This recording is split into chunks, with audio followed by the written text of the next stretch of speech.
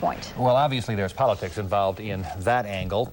Maybe politics involved in the whole drug issue, and it is different from city to city. For instance, the Bay Area is obviously not Los Angeles. Here, the new gangs are only beginning the rapid crack-powered growth phase. Most experts say now is the time to act, but in fact, there has been very little action. As our series on the changing gangs continues, we'll meet some of the people trying to find some answers. First, a Baptist minister from Los Angeles who began to act after he encountered a small dealer. There was a little young boy there, and he went up to a car, and I seen him sell a gram of crack to an individual. I said, now, what are you doing, man? And he said, I'm making a living.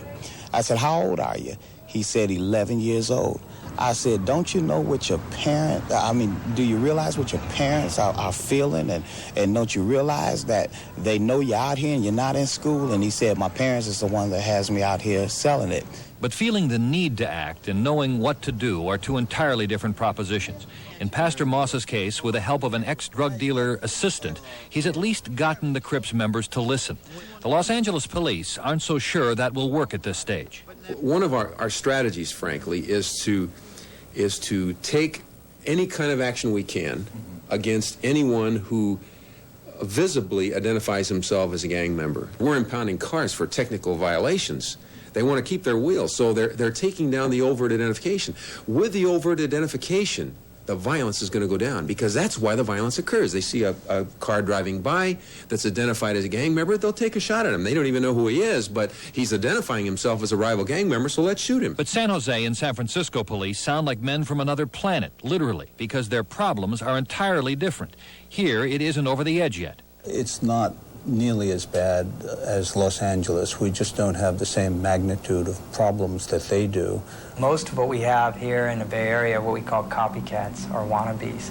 To be an active street gang member, you pretty much have to be fairly ruthless, where you have to put the activity and your whole focus of your life and everything that you do has to be geared toward that gang.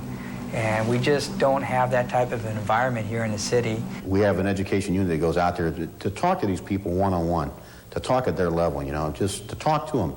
Take input from the kids, take their ideas. Let them feel like they're helping find a solution. There are also groups trying to stay ahead of the problem so young wannabes understand others their age and in their circumstances have found alternatives.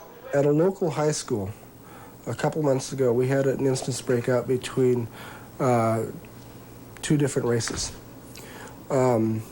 Within days, the council person was there, the principal was there, local community agencies were there, parents were there, and they were all sitting there talking about how can we solve this problem.